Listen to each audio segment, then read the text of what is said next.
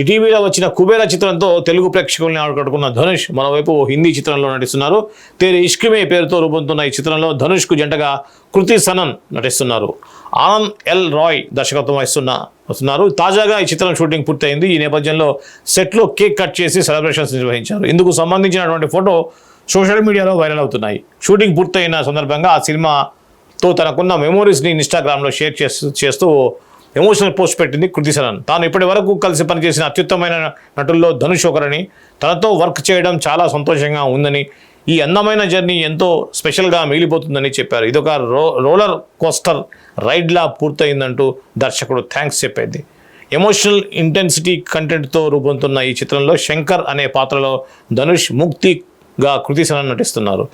AR Rahman దీనికి సంగీతం అందిస్తున్నారు. దర్శకుడు ఆనంద్ ఎల్ రాయ్ కాంబినేషన్లో ధనుష్కి ఇది 3వ సినిమా. గతంలో రామ్జూనా, ఆంతరంగి రే చిత్రాలకు వీరిద్దరికి కలిసి వర్క్ చేశారు.